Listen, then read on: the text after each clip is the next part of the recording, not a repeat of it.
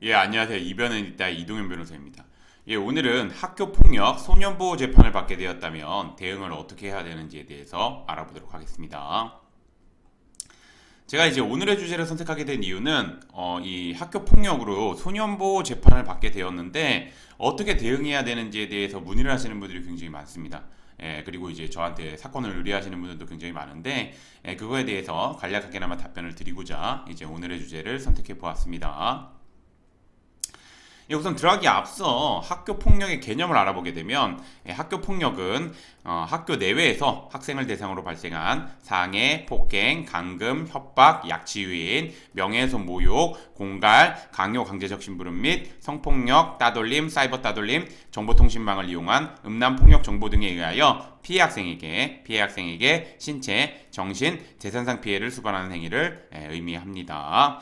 제가 누누이 말씀드렸지만 범죄 개념이 있으면 범죄 개념 그러니까 다시 말씀드리면 좀 더 쉽게 말씀드리면 여기 학교 폭력의 개념이 있으면 이 학교 폭력의 개념 중에 범죄에 해당하는 거는 요 정도에 해당한다고 보시면 됩니다. 요 정도에 해당하면 되고 그래서 범죄에는 해당하진 않지만 학교 폭력에 해당하는 범위 있다는 거 정확하게 아셨으면 좋겠습니다. 자, 그럼 소년보호 재판 또 소년보호 재판이 뭔지 보게 되면 소년보호 재판은 만 19세 미만의 소년이 범죄나 비행을 저지른 경우 소년의 환경을 변화시키고 소년의 품성과 행동을 바르게 하기 위한 보호 처분을 내리는 재판입니다. 그래서 제가 밑에서 말씀드리겠지만 형사 처벌 아니고 보호 처분이라는 거 그렇기 때문에 전과에 남지 않다는 거 그거 정확하게 아셔야 됩니다. 그리고 여기 나오네요. 보니까 바로 형사처벌이 내려지는 것은 아니기 때문에 전과에 해당하지 않습니다. 그거 잘 알아두셨으면 되고 그 다음 계속 보겠습니다. 소년보호 재판의 대상은 형벌 법령에 저촉되는 행위를 한 10세 이상 14세 미만의 촉법소년 촉법소년, 그 다음에 14세 이상 19세 미만의 죄를 범한 범죄소년, 그 다음에 10세 이상 19세 미만으로 뭐 집단적으로 몰려다니거나 주위 사람들에게 불안감을 조성하는 성벽이 있거나 정당한 이유 없이 가출하거나 술을 마시고 소란을 피우거나 유해 환경에 접하는 성벽이 있는 경우 중 어느 하나의 사유가 있고 성격이나 환경에 비추어 형벌 법령에 저촉되는 행위를 할 우려가 있는 이렇게 우범소년, 즉 다시 한번 보게 되면 촉법소년 10세 이상 14세 미만, 그 다음에 이제 14세 이상 19세 미만의 범죄소년, 그 다음에 10세 이상 19세 미만으로 뭐 이렇게 형벌 법령에 저촉되는 행위를 할 우려가 있는 우범소년 이렇게 있다는 거 잘 알아두셨으면 좋겠습니다.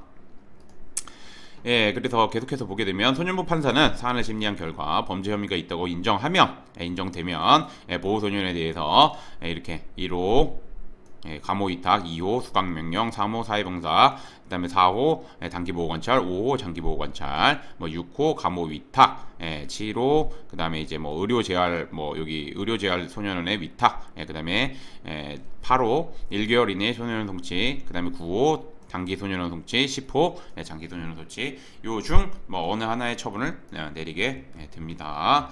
그거 잘 알아주셨으면 좋겠고, 그래서 이제 오늘의 주제인 학교 폭력으로 소년보호 재판을 받게 된 경우 대응은 보게 되면 피해 학생에게 범죄에 해당하는 학교 폭력을 행사한 사실이 없다면 그 다음에 요거는 당연히 있다면이겠죠. 그러면 우선 없다면 피해 학생에게 범죄에 해당하는 학교 폭력을 행사한 사실이 없다면 피해 학생과 주고받은 메시지 내용, 주변 학생들의 진술서, 그 다음에 학교폭력대책심의위원회에서 뭐 조치사항 없음 내지 학교폭력에 해당하지 않음 결과를 받은 조치결정 통보서, 이런 객관적인 자료를 바탕으로 피해 학생에게 뭐 범죄를 저지른 사실이 전혀 없다는 점 등을 법률적인 관점에서 합리적으로 주장해야 여기 보면은 불처분 등 원하는 결과를 얻을 수 있습니다. 불처분은 그 일반 재판에서 무죄라고 생각하시면 됩니다. 그러니까 처분을 내리지 않는다는 건 뭐냐면 죄가 없기 때문에 처벌을 내리지 않는다는 겁니다. 그렇게 보시면 되고, 그다음에 계속해서 보게 되면 피해 학생에게 범죄에 해당하는 학교 폭력을 행사한 경우에는 피해 학생에게 보내는 사과문, 그다음에 재판부에 제출해서 반성문, 그다음에 추후 이건 부모님들이 이렇게 탄원서를 쓰는 겁니다. 추후 보호소년이 다시는 재범을 저지르지 않도록 어떻게 지도하겠다는 내용이 담긴 부모님의 탄원서, 이런 그다음에 이제 피해 학생과 합의가 된 경우 합의서 이런 등 다양한 양형 자료를 확보해가지고 재판부에 제출하는 한편 이런 자료들을 바탕으로 반성하고 있고 다시는 비행을 저지르지 않을 것이라는 점 등에 대해서 적극적으로 어필해야지 말 그대로 가벼운 보호 처분을 받을 수 있습니다. 이거 잘 알아두셨으면 좋겠습니다. 그래서 오늘의 주제를 좀 마무리하자면 학교폭력으로 소년보호 재판을 받게 된 경우 정말 별일 아니라고 생각해서 안일하게 대응해서 오시는 경우가 있습니다. 뭐 제가 본 사례 중에서는 뭐 제가 이제 재판을 기다리고 있었는데, 그러니까 그 소년보호 재판을 기다리고 있었는데 그 어머님이랑, 그러니까 어머님이 울면서 나오시면서 우리 애를 달라고 이렇게 막 이런 식으로 얘기를 한 거를 제가 그 장면을 봤었는데, 그러니까 아무것도 준비 안 하고 왔다가 이제 말 그대로 그런 경우는 이제 소년원 송치 결과가 나오는 겁니다. 그럼 소년원 송치가 되면 그 자리에서 재판부에서 바로 끌려가는 거기 때문에 같이 못 나오게 됩니다. 재판을 마치고. 그렇기 때문에 이제 안일하게 생각하고 가셨다가 아마 그런 처분을 받게 되니까 이제 그렇게 오열하시면서 이렇게 한 것 같은데, 그렇기 때문에 별일 아니라고 생각해서 안일하게 대응하는 경우가 있으나 자칫 잘못 대응하면 소년원 송치 등 무거운 보호 처분 받을 수 있습니다. 특히 학교폭력과 관련된 형사사건은 이런 학교폭력대책심의위원회 조치가 생각보다 뭐 물론 이제 형사사건이랑 그 다음에 이제 학교폭력이랑 학교폭력 진행사건이랑 당연히 기관이 다른 곳에서 하기 때문에 서로 영향을 하지 않는다고 하지만 이론적으로는 근데 실무적으로는 서로 영향을 그래도 어느 정도 미칩니다. 미치기 때문에 학교폭력 대책심의위원회 형사사건을 함께 잘 대응해야지 이제 원하는 결과를 얻을 수 있습니다.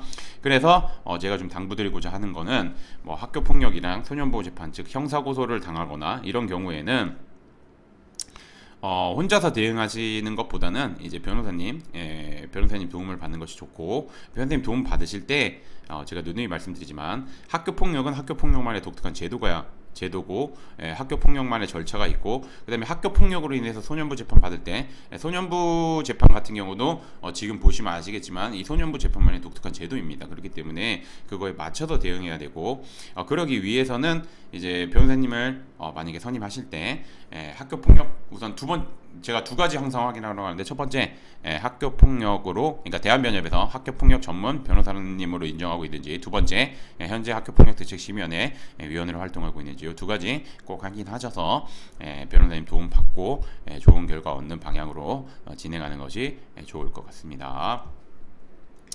오늘의 주제는 여기까지 마치겠고, 저는 이변은 이따의 이동현 변호사였습니다. 감사합니다.